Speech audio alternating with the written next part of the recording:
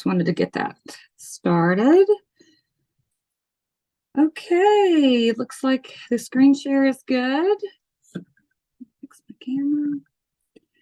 Welcome, everyone. Thank you for joining us on this Minorities in Business series. My name is Billie Roberts with Locus, formerly known as Virginia Community Capital. We are a community development financial institution providing lending, investing, and community innovation services. If you need more information on our new name, you can find it in my signature, the link to find out more information when I send you guys these slides after the session.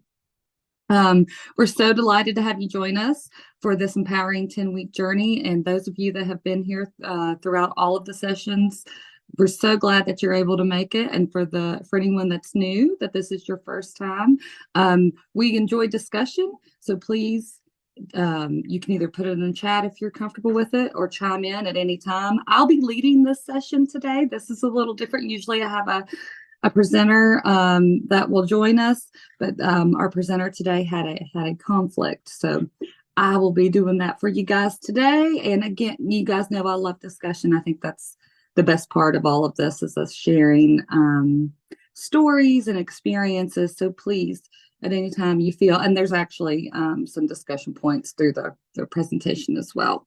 But a little bit about me is that I work with Locus as a community innovation advisor in the Southwest Virginia part of the state, with my great colleague and friend and mentor. I consider her a mentor, is Sandy Ratliff. She's on the line, but she's going to stay quiet. She's just going to help us record today. She's getting ready to go to another meeting.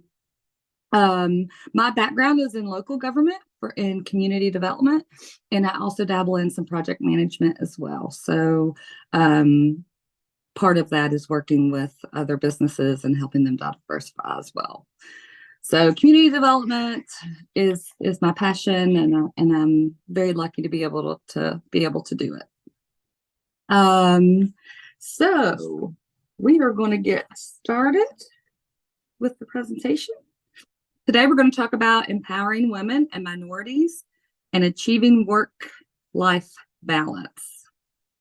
This is a biggie for me. So I just put a little thing on here about how the pursuit of work-life balance is essential for women and minorities, especially, I think. So we're going to explore the importance, the barriers, the strategies, and some tools to achieve harmony and success.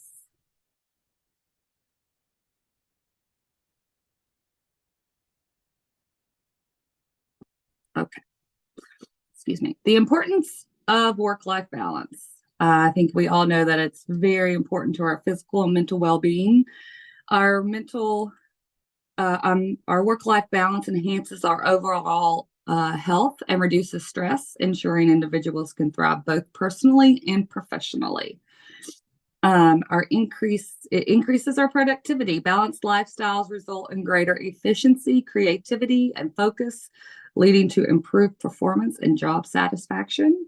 And another reason that it's important is quality relationships. Work-life balance fosters stronger connections with loved ones, strengthening social support networks and personal happiness. Some of the barriers that are faced by women and minorities when it comes to balancing work-life balance is societal expectations. Gender and cultural stereotypes impose unrealistic standards and create pressure to balance conflicting roles and responsibilities. How many of y'all feel that? Nadine, you feeling that? Yeah. Okay. I don't know what you're talking about. What? Yeah, right? Yeah. Workplace inequality or inequity, sorry. So biases, discrimination, lack of family-friendly policies, they perpetuate the challenge of achieving work-life integration. I don't know who we have all joining us. I'll have to look, but I mean, I think if you've been in the workforce for any amount of time, 10 years or plus, worked for more than one company at some point, you've probably felt that as a woman or a minority. And we'll if you have any stories and you want to share now, cool. If you want to wait until later, I'll put some places in there where we can share some stories. And then there's some cultural norms. So norms that prioritize work over personal life can constrain women and minorities from pursuing a harmonious and fulfilling life. I mean, I think that's in general for everybody. But when you talk to people who are from other countries, and how they have the siesta in the middle of the day, and I think that's fabulous. I will tell a story when I worked in an office from 8 to 5 with an hour lunch versus when I started working remotely. I am probably double, my productivity probably doubled. And there's no, I don't sit at my desk for 9 hours, but I'm definitely, completing more of my day. I feel much more fulfilled that way. Some strategies to achieve work-life balance: prioritizing self-care. Who does this? Anybody?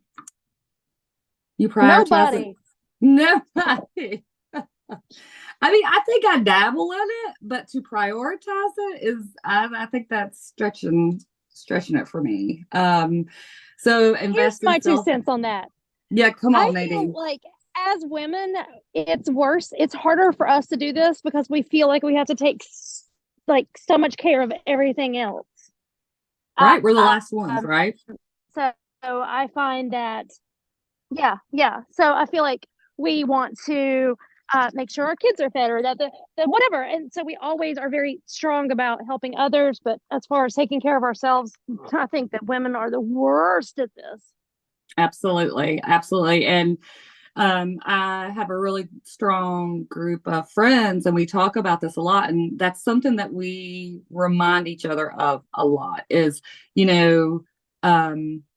the thing where they say, I know everybody's heard it, when you're on the plane, you got to put the oxygen mask on yourself first.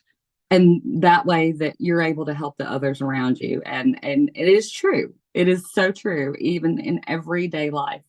It may feel, selfish to some, and it is hard to do when you're breaking habits, because we're usually the last ones. But honestly, I have practiced it. I still need reminders.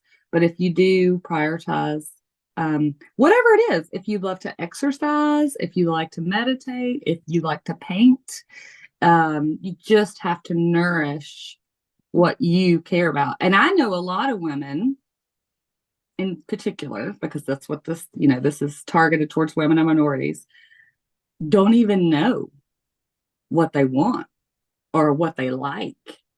Like, it is that difficult to even think, well, I don't even know what I like. Now, they can tell you everything that their mothers and their sisters and their children and everything, what everybody else likes. But if you ask them what their hobby is, they have a really hard time doing it. So even if your self-care looks like sitting down with a piece of paper and saying, what's something that I'd like to, that I'm interested in, that I've not had the time to do before, that I'd like to prioritize right now. One of my friends, it's a bath. She's like, I don't care if the house is burning down. Do not come and get me, She prioritizes that, and then it makes her feel better. And then she's able to be fully present. That's how she explains it to her family after she has that hour to herself. Setting boundaries. How many of us struggle with that? Nadine, you struggle with that? No, not at all. No, I'm just kidding. I am completely sarcastic. Yeah, I work all the time, and that's just the way that it is. And I am very seriously making more of a conscious effort to shut my computer and focus on my family at the end of the day. Okay. How's that going? There's How good you days feeling? and there's bad days. Yeah. There are times that it stresses me out so big. Like yesterday, my wife was gone all weekend, and she got home yesterday, and I was like, I have to get this proposal out, period. Cool, welcome back. Go play with the dogs. But there's good days and there's bad days. And, I am very honest with as far as setting my boundaries, telling my clients about this as well. So they don't anticipate that I'm going to be getting back with them on the weekends and stuff, of telling them, hey, these are my working hours, period. So I think that is a big, big help. Has anybody ever like questioned that or had an issue with it? Any of your Really, clients when I'm you're a like, very strong woman who people don't argue with on a regular basis. So, well, I think what I was looking for is like, no, they don't care, you know, when I'm working, as long as the work's done, right? But for you, right? Like, yeah, most of the time, I am the one that's putting together schedules and stuff like that. And quite frankly, it's the communication that makes this possible. If I yeah, have that communication with my clients, with my whoever, then they're like, okay, cool. She's not going to get back to me on this one, but she's going to do it on this point. So most of the time, yeah, they really do not care, as long as I let them know that I'm still working on it. that's right. That's exactly right. And you know, clear expectations, all that stuff. And then you don't feel, I also struggle with this, and I have lots of friends that do as well. I think the first part of the statement, which says establishing the clear boundaries between work and personal life, whether it's maybe writing it down for yourself or communicating to your clients. I will share a personal story. I am one of those people that I mean, if someone wanted to keep me on the phone for 2 hours, right, but I only had 30 minutes, I would be sitting there wringing my hands, you know, all the way up to the end, but I would stay there. And when I first started working for a larger corporation, and you know, I'm a Gen X. Am I Gen X? Yeah, I'm a Gen X. So I was working with like millennials, right? And they didn't care if you're in the middle of a sentence. They're like, oh, that's our 30-minute block. See ya. Bye. Like that's a great example. And at first it took me aback. Like, are you kidding me? Like we had more to take care of. But the world still kept turning. We still got the work done, you know, because we had email and other ways of communication and that type of thing. But being able to neatly tie up that meeting and give the 30 minutes, I think is a really good example of setting a boundary with your time that I had to work on. I really, really had, it was a big deal for me. So another thing So is, let me go add, ahead, Nadine. can I add one more thing? Because you know Sure, how much I please. talk. I love it. So one of the things that I think is a really easy to do, and you don't have to irritate anybody, is your out of office reply. If you Yeah, are, if you're taking vacation, if you are doing something, I am so tired of people saying, it may take me a little while to get back with you. No, if you're on vacation, do not respond. Help right. people. I am on vacation, spending my family if you want to, but just be like, nope, I am not talking with you. I'm not doing anything until I get back. Most Yeah, people kind of love it. I usually put some sort of link, like, here's where I'm going to be at, type of thing or something like that. But yeah. flat out, I am not talking to you. I'm not doing work. I am spending time on vacation. I wonder why we feel that. Like, when did that happen? When did it happen that was it when cell phones and stuff started, do you think? When we had constant access to our emails and stuff? Is that Yes. when it was? Yes. Yeah. And then to take that back, it's so intentional, right? Like, so it's kind of weird. Yeah, but that's a great point. Great point. Delegating and collaborating, I think. We felt like we were responsive to things. And Oh, I'm sorry, Nadine, you were okay. Got it. So learning to delegate tasks both at home and work and embrace collaboration to lighten the load and create shared responsibilities. I had a big discussion with one of my friends about this, and I thought she made a great point. She has a hard time delegating, but that was selfish of her. The person that she wanted to, the person that was underneath her, she was the supervisor, wanted to contribute. And by Sarah not being able to delegate properly, she was actually her assistant, she was asked, she was doing her an injustice, right? So once she changed that mindset, once Sarah changed her mindset of that and started delegating tasks and understood that she's actually contributing to her assistant's growth, and that she wanted to be a part of it, I think that made it a lot easier for her. So I kind of put that in my pocket and was like, that's a great idea. You know, not being able to delegate well is a little bit of a control thing, right? Like, I'm going to do it that way. I know it's done well. Or, I think for a lot of people. So being able to kind of let go and understand that it'll be okay. Same with collaboration. I feel the same way about that. It's hard sometimes because it makes it more difficult, you know, especially with community development. The more people that you have involved in a project, the more buy-in, I think, the better that it is. The more opinions you have, it makes but it makes it way more complicated, because instead of two people that have to agree on something, sometimes you have 10, and that may slow down the process, right? You may have to go back, and you may not always get what you want either. Like if you have an idea of a certain playground you want, and you start bringing in and collaborating with the community members, you know, you may have to sacrifice something that you had in mind in the first place. So I think those are good ones. So this is group discussion and sharing experiences. If you'd like to come on the camera or just put it in the chat, I'll try to look at those as well. But challenges encountered, I've shared a few already. But any unique obstacles that you're faced with in achieving your work-life balance? And any examples of how you overcame them. We can talk about support systems and initiatives necessary to empower women and minorities to maintain balance, and any inspiring stories of individuals who have successfully achieved work-life balance, filled with, if you have any lessons or insights from those. Does anybody have anything they want to share? Nadine? You know, talk all day. I figure other people probably want to get a word in. I think we love it. I think all of us here love it.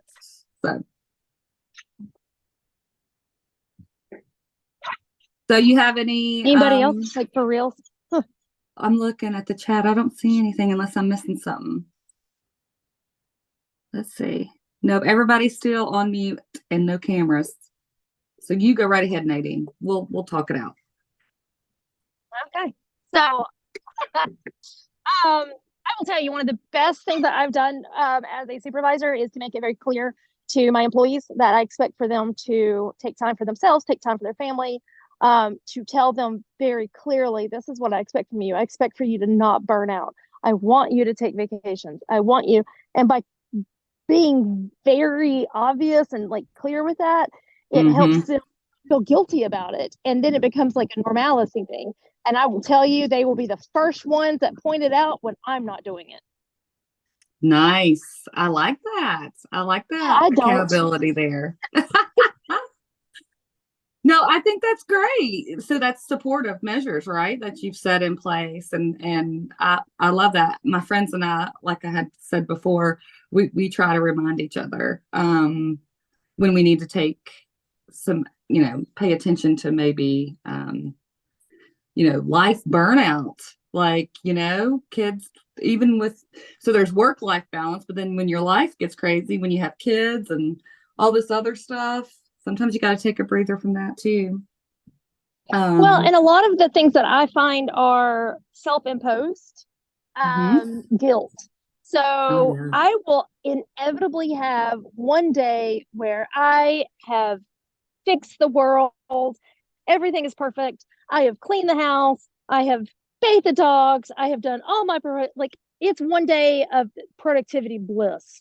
Right. And then inevitably the next day I am unable to do anything. And so I used to feel really, really guilty about that. Like, oh, I got so much done yesterday. I should whatever.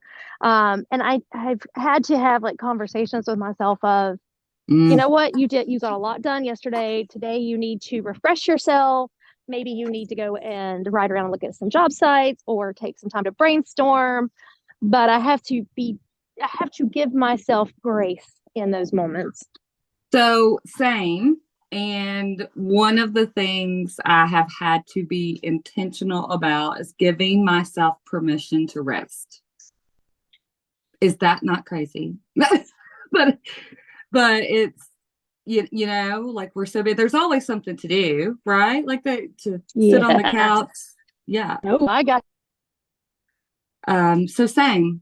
And it's hard and it gets easier with practice, right? That guilt that you're talking about, it will eventually subside when you're like, you know what? The house did not crumble because I sat here for 15 minutes, you know? The laundry, it's still there. Surprise. well, and I I have also learned to tell, like, flat out, you come to see my house. My house, making my butt off, making a company, just love me for me, don't love me for my house, period. And putting that expectation out has, kind of helped take some stress off of me as well. That's a great point, Nadine, because I think um, I'm definitely guilty. I know a lot of my friends are. I'm like, look, somebody just tell me you're coming over today so I can get my house clean in like an hour, right? Instead of it taking me all day, because there's nothing like that motivation of somebody coming to visit and then you can like spring clean. But same, right? Like I have also made a point to try, which Here's is, the funny and said, oh, oh, you're breaking up I'm just a little sorry. bit. I know. I'm so sorry. It's Have you okay. ever gone to one of your friend's house and went, "Oh my God, you haven't vacuumed. I am so offended." You haven't ever. Ever. So why do you think that your friends are going to do that to you? I don't know why we do that, but it is the It's truth. awful. Well, and I really want my home to be warm, you know, like I want when anybody comes over and I want to be truly excited that they're there and like really appreciate that time because we don't get it a lot, right? But you Yep. can't do that when you're like your heart's beating out of your chest because you ran around and cleaned 3 bathrooms that they're not going to go in, right? Yes. That's a great point. I love that. Yeah. So I just thought about some goal setting and time management, like how you would lay those out. And part of that is I'll send you guys, it's like a template, like with an action plan on kind of helping how to do that. It really helps. And again, I can talk about it all day long. I can know it all day long, but actually setting goals. I had a journal that I used. It's called Hustle Sanely. So, but it made sure because I'm a list. Are you a list person, Nadine? Do you like check things off your list? I can't hear you. Of list. I Oh, you can't love a to list. none of my. I, Yeah. Yeah. yes. Can you hear me So, now? yes, I can now. Yes. Oh, sorry. It's No. okay. It's checking something off of a list is second to nothing in my life. I'll put things on there that I've already done just so that I can like knock it off. But yeah, Yep. so that Yep. journal, it put it in my daily, plans. It had like 3 things. It made me take time for like the work-life balance, like self-care. It made me write something down. It also said something like, I need to get another one of those actually. But anyway, it was like, do something nice for what's the one thing you did nice for someone else today? And then what's the one thing nice that you did for yourself? Right?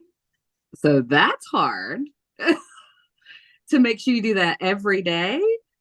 I'm like, even for somebody else, it's hard. I was like, how many coffees can I take my mom? Like, I've already taken her like 3 coffees. What is that called again? It's called, I can send you the link. I'll send you the link when I send Yes, this. It's please. called Hustle Sanely. It was really great. I appreciated it a lot. I need to get another one. But anyway, doing things like that. And what I will, or like habit trackers. Have you ever used a habit tracker, Nadine? No. I Okay. don't want to track the habits that I have. They're not good. I know. So this is the thing I struggled with. I was like, this sucks. I don't want to do this anymore because it makes me feel guilty. Like, let's say my goal was to go to the gym, 3 days a week or whatever. When I didn't get there and I couldn't like bubble in my little circle for my habit tracker, it felt like a failure. And I was like, this sucks. This is not gotta not be what this is about. Like, I feel terrible about myself. I think it's supposed to work the opposite. But once I switched that mindset of failure to motivation, right? Like, don't like not looking at a goal or my habit tracker as, throwing it back in my face what I didn't accomplish. It helped me be able to do it more and keep up with it. So it was hard, right?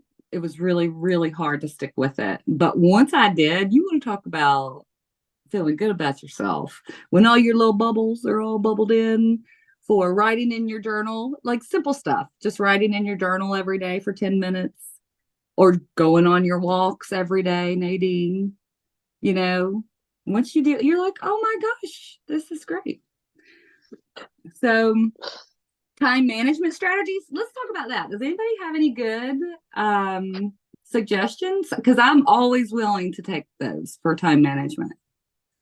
How do you do your day, Nadine? Do you time block or No, I am not good at, I am not a good example of anything for anything you're talking about today. Um, right now I am multitasking. So I knew that I had this meeting, and so I Yeah, brought my dogs outside to play, right. and so they can exhaust themselves, and I'm multitasking. I am awful about that. I have appointments that I put in my calendar of I've got to do this, but my industry is so responsive to things Okay.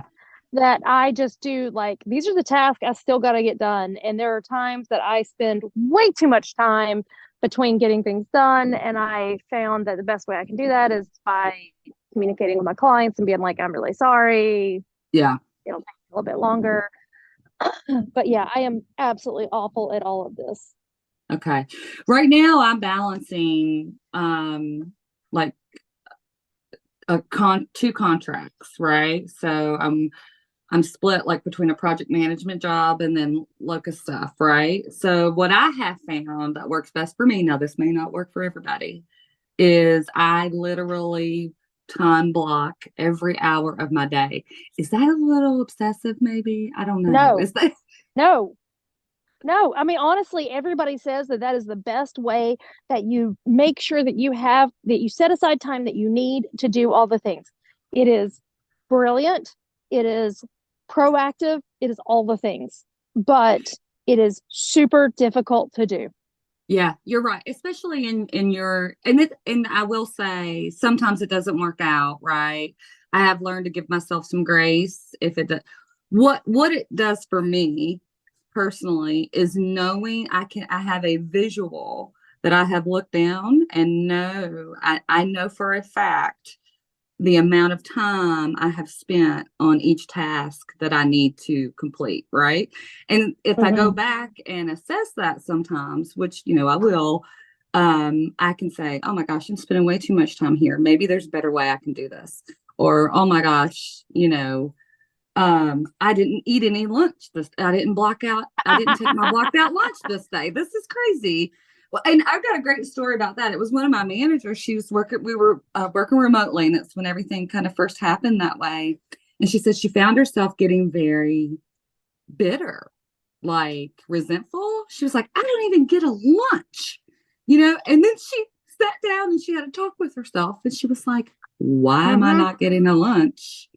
No one told me that I couldn't take a lunch. Yep. So on her calendar, it was blocked out lunch, and she gave herself lunch every day. Imagine that. What? But the thing was, how many of us do that? Well, and I will tell you one other thing that I do use sometimes, especially when I am having a day where my attention is all over the place and I feel Yeah. very bouncy. I will set a timer And Oh, for good whatever idea. task I am working on, I will work on it. And I know I'm only doing this for 10 minutes. That's it. I can not let the dogs out for 10 minutes. I cannot whatever for 10 minutes. And so I put Yeah. that in my head. And for that 10 minutes, I am super focused. And I find that works out really well for me, provided I don't get phone calls from people. Well, and you work with a lot of deadlines, don't you, Nadine, for proposals and stuff? Yes. Okay. I Yes. imagine that's really helpful. I'm going to use that, especially when, you got something due in, 2 hours. With grants and stuff, it's the same way, right? You're always up to Well, the. and it also gives you time to get up and stretch and things like that. So, and they have really Mm, cool, like little fun cubes that has the different numbers on it. And so you can turn it to whatever number you want up, and that's the timer that will start at that moment. And so it could be like 5 minutes, 10 minutes, 20 minutes, whatever. And so if I work for 20 minutes, if I have something huge I've got to do, and I work for 20 yeah. minutes, and then I get up and I walk around and I get water and I do whatever, and then I come back and I have another 20 minutes, it breaks it up Yeah. for me. Yeah. That's good. Does anybody here have a stand-up desk? Oh, Nadine, I think you're froze if you're talking. It might be me. I don't know. No, I was trying to yell at my dog, so I muted myself. No, I don't.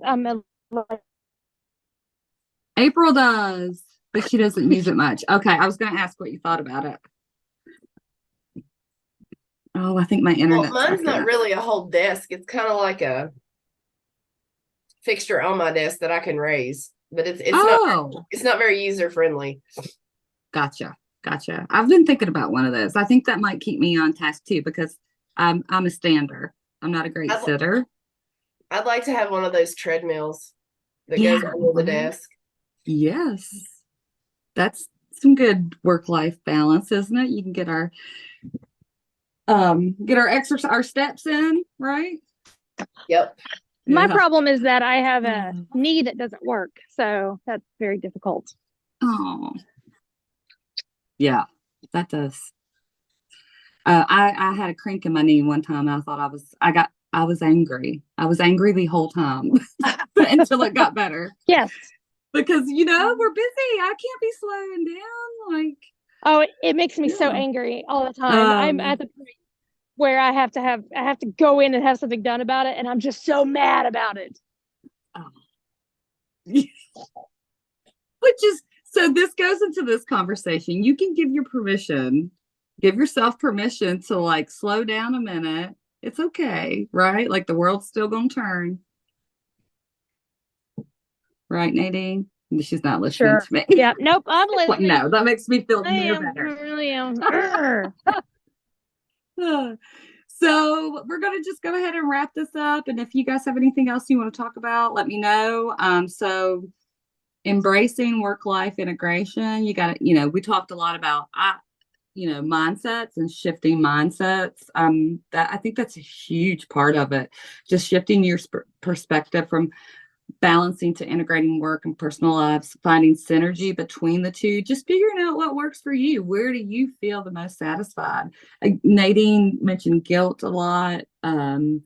Just not feeling guilt, just giving yourself permission to try. And you know what? Sometimes it may not work out. Like you might try something and it just not work for any of you in your life or at work, and you just make changes. It's okay.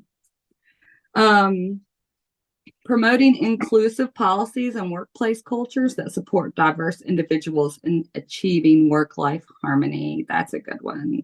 I do think, Nadine, I liked your. I'm sorry? Nothing. Oh, I was listening. I did like Nadine's. Okay. Your example about, how your employees kept you accountable, keeping each other accountable for the healthy things, not just the things that, accomplish goals and all that stuff, but the self-care, giving yourself permission, not answering emails. I've had several managers who say, who like it's an order, do not answer your emails while you're away on vacation. So if you're not going to give yourself permission, go ahead. Hold on. I'm going to take myself off of my Bluetooth because this is just not working. I will say that I think that can you hear me now? Yeah, hear you great. Yeah. Okay. So I would say that the one thing about talking about advocating for others, especially in the in the area of being women, there's Yes. oftentimes where we find that others, it's hard for them to speak up and say, Mhm. this is what I need. I had a coworker who was coming back from maternity leave, and they had never dealt with this before, and they did not think about where she needed to go pump. Oh, And really? yeah, it was so, and I was like, what? No, we need to. They actually did say, I mean, they can go to the bathroom. I was like, no. Oh, my So, word. I Yeah. mean, that's, being able to advocate for others and to think about these things, because sometimes people, especially if it's a different cultural thing or something like that, they may not want to speak up and to be the one that kind of puts themselves out there. So sometimes we have to do it for them. I think you're right, Nadine. And when you are postpartum, and you may not be real comfortable with that. So she probably, if without you, she may have went into the bathroom and been really uncomfortable rather than to speak up, right? Because it's hard to do that. So good for you. I appreciate that. And then continual self-reflection. Just regularly assessing your priorities and adjusting strategies as circumstances evolve to adapt and maintain long-term balance. That's all the time. Those journals, things like that help me a lot, but I'm sure you guys all have things that you've learned that can help you stay on track and assess. I really like being able to look back and seeing, if I have made changes, how it has helped, and that type of, because it just encourages me to continue to make new goals. So this is just a little snippet of the template I was going to send you guys. Might help you, and then I'll also send you the link to that Hustle Sanely stuff. It is not an affiliate link. I will not be getting paid, but I do. It really does help me a lot. So maybe it'll help you guys as well. Maybe that could be an additional income stream. Right? There's nothing wrong with that either. Like, absolutely. You guys have any questions or want to address another topic that we didn't cover when it comes to this type of stuff?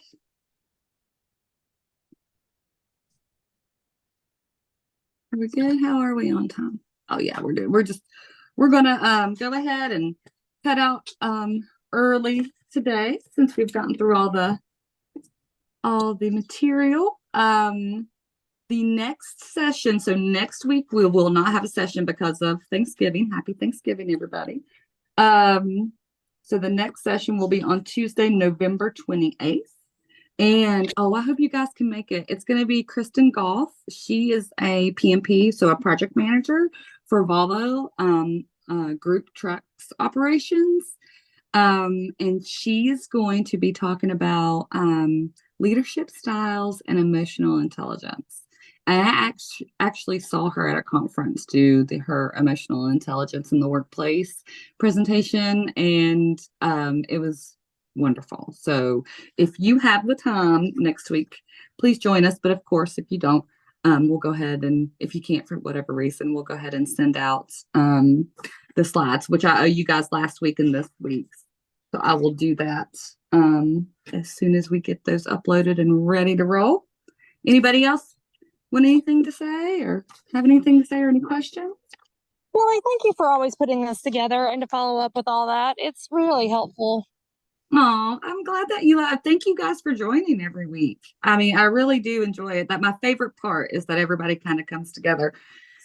And Nadine, thank you for always being part of the discussion. I just think it adds so much to everything. And I know not everybody's comfortable doing that, so I appreciate that you are. Yeah, I tend to talk a lot. That's what I do. That's great. Well, I hope you guys have a wonderful rest of your Tuesday. We'll Thank see you, Billie. you Thank you. 2 Happy weeks from now. Thanksgiving. Thank you, guys.